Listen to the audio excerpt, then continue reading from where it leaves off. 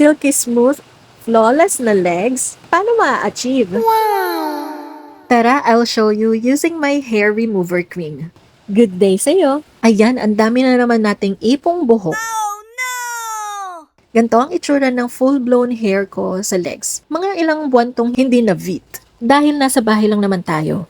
Pero ito, meron kaming event. Kaya syonggalin natin yung mga buhok na yan. Okay. College pa lang ako hanggang nag-asawa, nabuntis. Habang buntis, ito ang gamit ko. Ito. Buntis ako dito kay baby bunso. Hanggang nanganak, up until now, ito ng Veet ang gamit ko. I use yung sensitive hair remover nila. Leave the cream on for 5 to 6 minutes.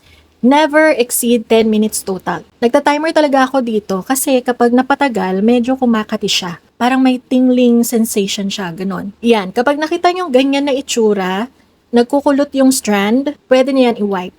Gently wipe off the cream and I use wipes. Ayoko nung spatula kasi masyado siyang hard for my skin. Pampahid ko lang talaga siya. Then, rinse thoroughly with mild soap and water. O, di ba? Ang flawless. Soft talaga yung feeling ng skin after. Yung hair growth neto ay di makapal na parang inahin. Manipis lang yung tubo. Nakita nyo naman kanina. Before pala, nagwa-wax ako ng hair sa legs. Veet din yon. Kaya lang, ang daming wax strip kasi ang nagagamit. Kaya bumalik ako dito sa hair remover cream nila. Next time, try ko nga din dito yung epilator ko. Since carry ko naman mag-wax. Pero kung ikaw ay mababa ang pain tolerance, ito na ang best hair remover for you. Kaya naman, try mo na din and check out mo na through my link. Blessings!